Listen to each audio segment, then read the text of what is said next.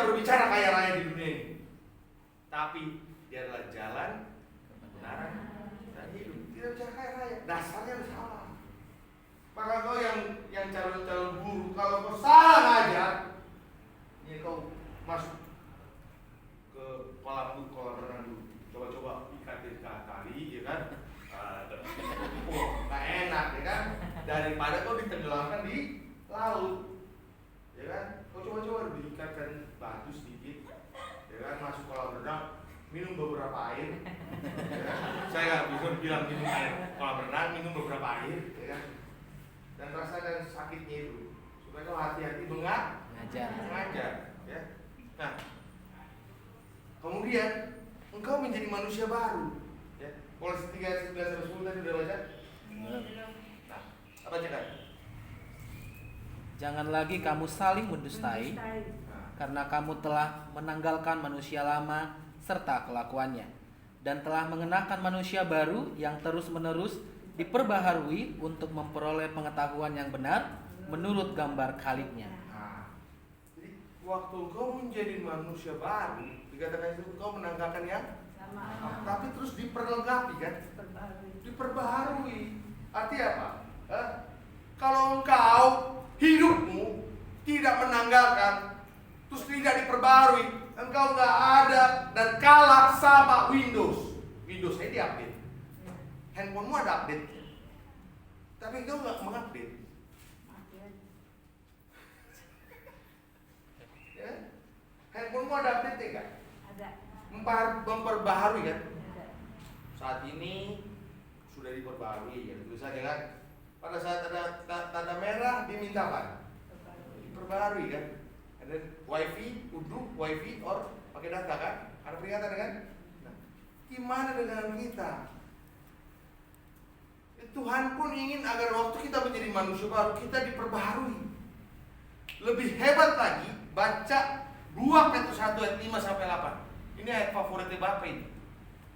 2 Petrus 1 ayat 5-8. Waktu engkau sudah diselamatkan, engkau menjadi manusia baru, dasarmu kokoh, engkau harus lebih bersungguh-sungguh memperjuangkan keselamatanmu.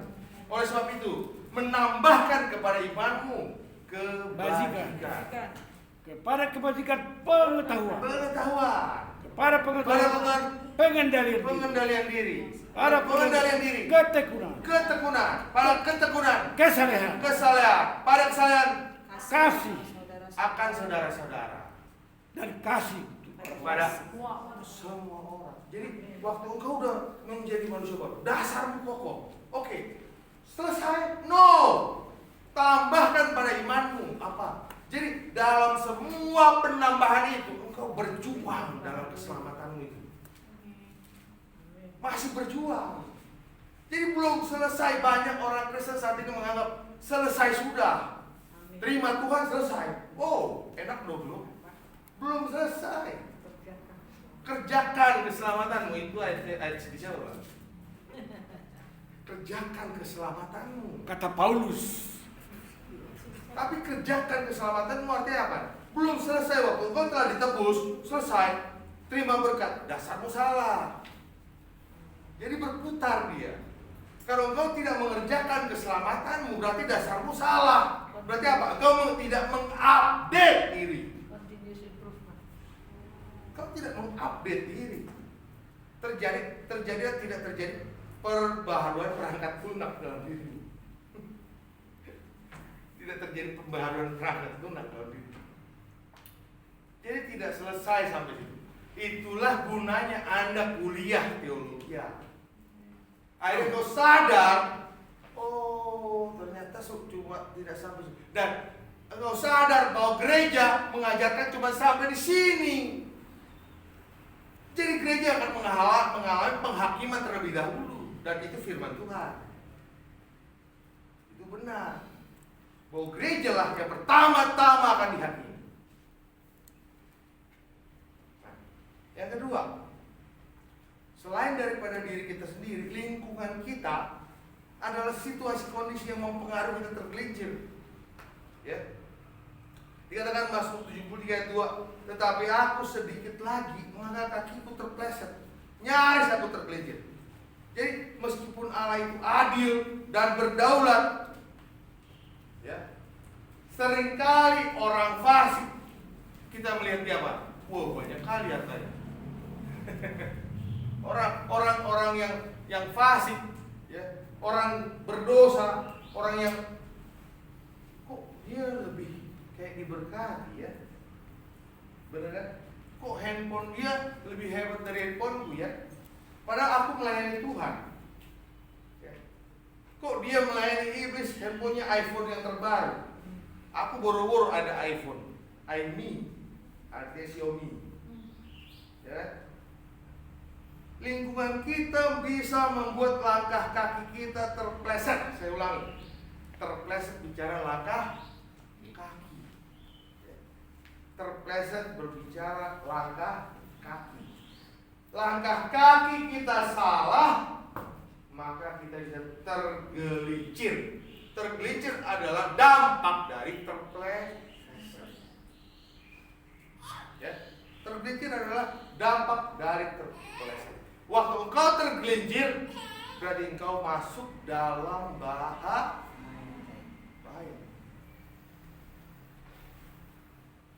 Ya, ini saya kasih ilustrasi sini. Sini berdua. Saya tadi waktu berdua ngeliat mereka ini, saya tanya, ini udah lulus SMA belum? Coba bayangin. Kayak saya udah punya anak. Kalau saya ke mall begini kan, Pak, anaknya gede-gede kan. Kelas berapa, Pak? Ya, anaknya kelas berapa sih? Coba deh. Coba deh. Ih, kamu belum lulus SMA ya? Umur berapa sih? Kok kayak imut banget sih dah? Kelasnya angka ya? Umur berapa? Dari palsu ijazahmu. Nembak. Ini umur berapa?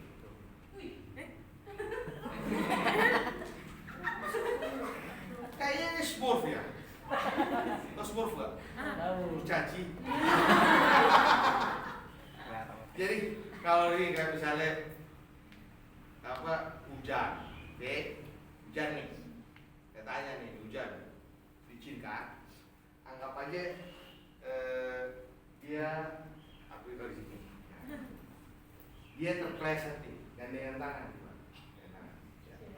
dia terpleset, gayain dong.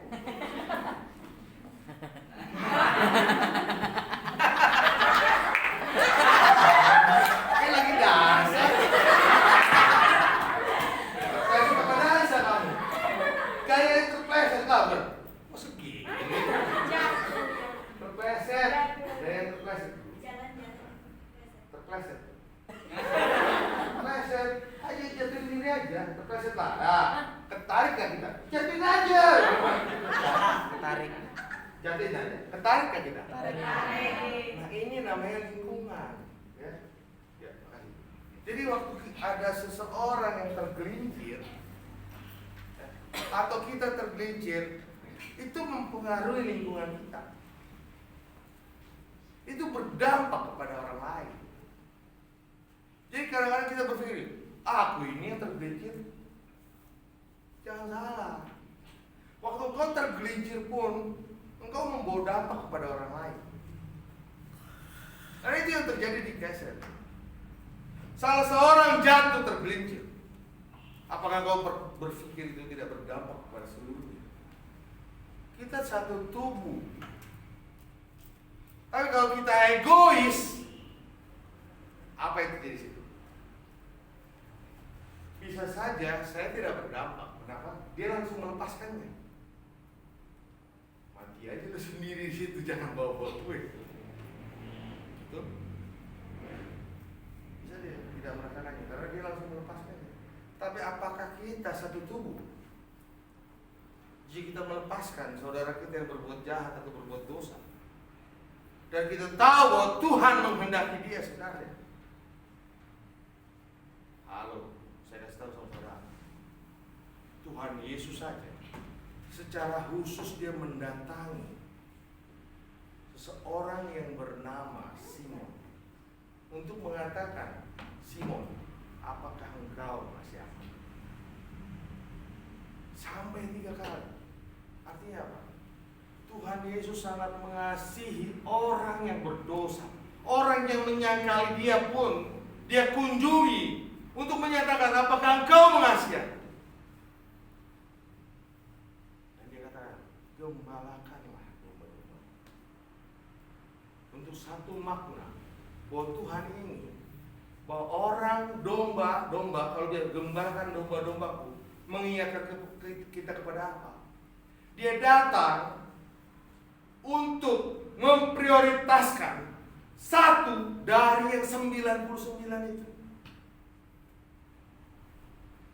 Dia datang untuk memprioritaskan satu melebihi yang 99 itu.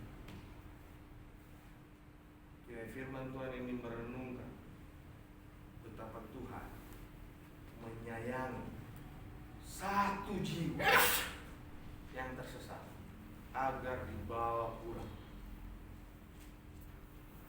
Yang terakhir, force major. Force major ini istilah ialah badai kehidupan. Bisa saya gambarkan seperti badai kehidupan. Tidak ada yang bisa terlepas dengan badai kehidupan. Setiap manusia punya badainya sendiri. Masing-masing punya badai kehidupannya sendiri. Badai kehidupan saya berbeda dengan badai kehidupan. Karena Tuhan tahu, badai kehidupan saya belum tentu kau sanggup menerimanya. Dan badai kehidupan belum tentu saya sanggup menerimanya. Dia masing-masing orang memiliki force majornya masing-masing. Dan namun percayalah, dalam setiap force major yang bisa membuat engkau tergelincir dan jatuh, tapi kalau Tuhan beserta dengan engkau tidak dibiarkannya tergeletak. Ya. Sebab tangan Tuhan menopang. Bedanya kita dengan orang fasik ialah di tempat-tempat yang licin engkau taruh mereka, supaya engkau jatuhkan mereka hingga hancur. Tapi engkau, waktu engkau jatuh, Tuhan tidak lalai menepati janjinya. Dia akan menopang. Tuhan tidak meninggalkan. Namun percaya bahwa Dia sendiri akan berjalan di depanmu. Dia Allah yang setia yang akan memberikan engkau jalan keluar. Namun imanmu lah yang menyelamatkan. Oleh sebab itu firman Tuhan hari ini, pertama, Tuhan mengasihi kita. Hiduplah di dalam prosedur yang sudah Dia buat, karena Dia sayang sama kita. Responilah cinta dan sayang Tuhan. Yang kedua adalah kita harus sadar bahwa situasi dan kondisi, lingkungan, diri kita sendiri bisa membuat langkah kaki kita, artinya keputusan kita, membuat kita terpleset dan jatuh dan tergelincir. Oleh sebab itu berjaga-jaga agar jangan sampai minyak dalam buli-bulimu habis pada saat Tuhan datang. Yang terakhir, hidup meskipun dalam Tuhan tidak serta-merta bahwa hidupmu tidak akan mengalami badai itu. Tuhan tak pernah janji langit selalu biru, tapi Dia berjanji selalu menyertai. Tuhan tak pernah janji jalan selalu rata, tetapi Dia berjanji berikan kekuatan. Jangan pernah menyerah, Jangan berputus asa, mujizat Tuhan ada saat hati menyembah. Jangan pernah menyerah, jangan berputus asa, mujizat Tuhan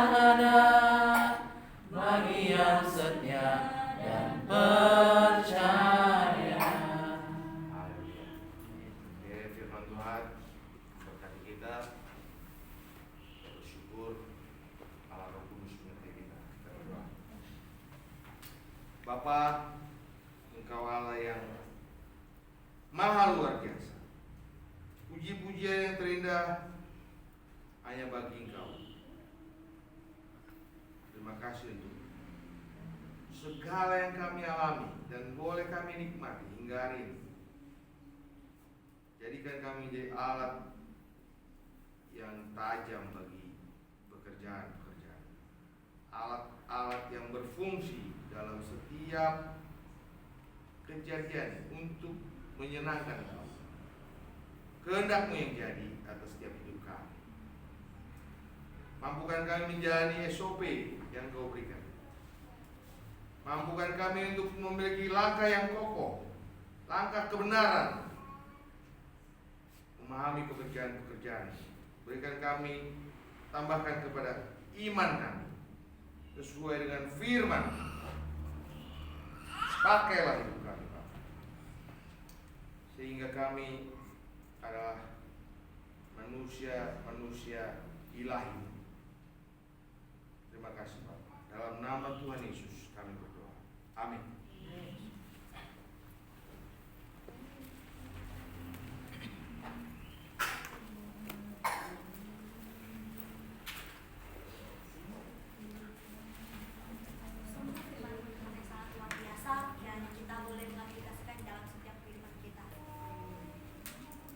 Undang Bapak Ibu bangkit berdiri bersama dengan gereja sepanjang abad. Mari kita mengucapkan pengakuan iman rasuli demikian. Aku percaya kepada Allah Bapa yang Maha Kuasa, hal yang langit dan bumi, dan kepada Yesus Kristus anaknya yang tunggal Tuhan kita, yang dikandung daripada Roh Kudus, lahir dari anak darah Maria, yang menderita sengsara di bawah pemerintahan Pontius Pilatus, disalibkan, mati dan dikuburkan, turun dalam kerajaan maut, pada hari yang ketiga bangkit pula dari antara orang mati, naik ke surga, duduk di sebelah kanan Allah Bapa yang Maha Kuasa, dan dari sana Ia akan datang untuk menghakimi orang yang hidup dan yang mati. Aku percaya kepada Roh Kudus, gereja yang kudus dan am, persekutuan orang kudus, pengampunan dosa, kebangkitan tubuh, dan hidup yang kekal. Amin. Dipersilakan duduk kembali. Pada saat ini kita memberikan yang terbaik untuk Tuhan. Namun sebelumnya mari kita menyanyikan lagu pujian Sungguh Bangga Bapa. Pada petugas dipersilakan.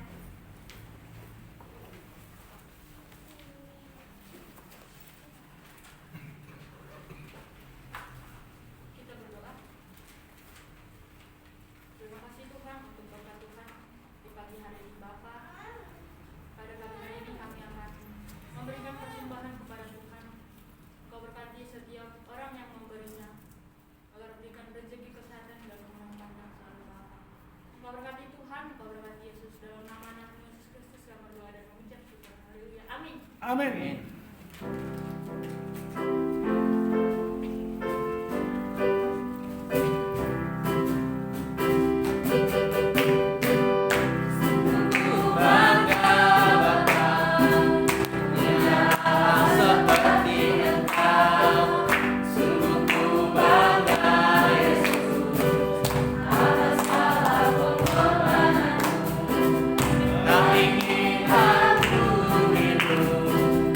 Lepas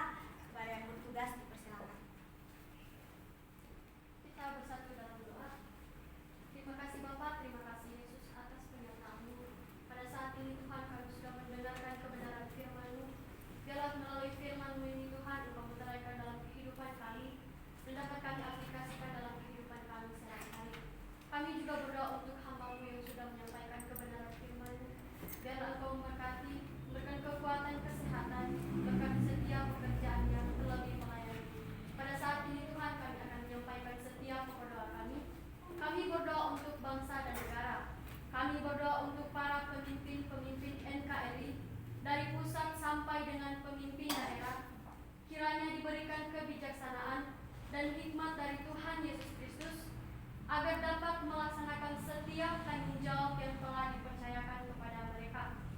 Kami berdoa supaya rakyat Indonesia dijauhkan dari bencana alam, kerusuhan, serta berita-berita hoaks atau kerusuhan terorisme yang mengganggu stabilitas negara. Kami percaya sepenuh hati Tuhan memberkati berbagai tempat bahkan pelosok di tanah air Indonesia. Kami berdoa untuk kondisi pandemi saat ini kiranya segera berlalu. Kami percaya bahwa kesehatan dan damai sejahtera menjadi bagian masyarakat Indonesia. Tuhan Yesus Kristus, tolonglah berikan hikmat dan bagi pemimpin yang telah ditunjuk menangani kondisi ini, juga para medis dan rumah sakit, agar diberikan kekuatan ilahi dalam berjuang. Kami tetap terus berdoa untuk pendidikan yang dilaksanakan secara online maupun offline, supaya dapat berjalan dengan baik dan kiranya segala kebijakan yang diambil dan diputuskan untuk kemajuan bangsa dan negara. Kami berdoa untuk kondisi ekonomi supaya perekonomian bangsa dan negara kembali menguat dan dipulihkan meskipun masih mengalami dampak pandemi. Kami berdoa untuk orang-orang kudus, yaitu orang-orang yang ditekan dan teraniaya oleh karena memberitakan kebenaran Injil. Kiranya Tuhan Yesus Kristus memberikan roh keberanian dengan rajin dan tekun dalam memberitakan Injil Yesus Juru Selamat dunia, sehingga banyak jiwa-jiwa yang menerima dan melayani Tuhan Yesus. Semua pokok doa ini kami percaya dan bersyukur dalam nama Tuhan Yesus Kristus. Haleluya. Amin. Amin. Kita masih tetap berdoa. Pada saat ini ya Tuhan, kami berdoa untuk PT Santosa Asijaya, PT Riau Asijaya, dan Koperasi Santosa Asi. Kami berdoa untuk seluruh pengurus, komisaris, direksi, manajer, staf karyawan-karyawati di kantor pusat Condet dan Gerah Zima agar diberikan damai sejahtera dalam melaksanakan tugas dan tanggung jawabnya, senantiasa sehat dan diberikan kesatuan hati, kekuatan, semangat dalam bekerja. Kiranya tercipta suatu manajerial yang sistematik dan terintegrasi antara semua divisi. Kami bersatu hati memohon kiranya Tuhan menjauhkan kerugian-kerugian bagi PT SAJ dan memberikan kelimpahan dalam segala hal. Kami juga tetap berdoa ya Tuhan untuk pelaksanaan proyek pelayanan teknik yang sedang berjalan di seluruh distribusi PLN area Kabupaten Cirebon, PLN area Kabupaten Cimahi, PLN area Kabupaten Indramayu, PLN area Kabupaten Tasikmalaya. Kiranya semua pengurus region Bapak Edi Rondi dan Pak Hedi serta semua site manajernya diberikan damai sejahtera dalam melaksanakan tugasnya dan pekerjaan ini mendatangkan keuntungan bagi perusahaan. Kami juga tetap berdoa ya Tuhan untuk PT Riau Asijaya, kiranya Tuhan menolong penempatan susunan direksi yang tepat dan benar guna mendapatkan pekerjaan-pekerjaan yang dapat memberkati gerakan Santosa Asi Ministry. Kami juga berdoa untuk Koperasi Santosa Asi, kiranya Tuhan memberikan kasih karunia untuk menyempurnakan pengurus koperasi ini sesuai dengan peraturan pemerintah dan koperasi melakukan pelayanan dengan kredit murah. Kami juga tetap berdoa ya Tuhan untuk pelaksanaan proyek MSI Anua dan PT Adi Karya Usada Group agar semua dapat selesai pada bulan April sebelum Hari Raya Idul Fitri. Kiranya rencana proses lapangan tercapai dan proses tagihan lancar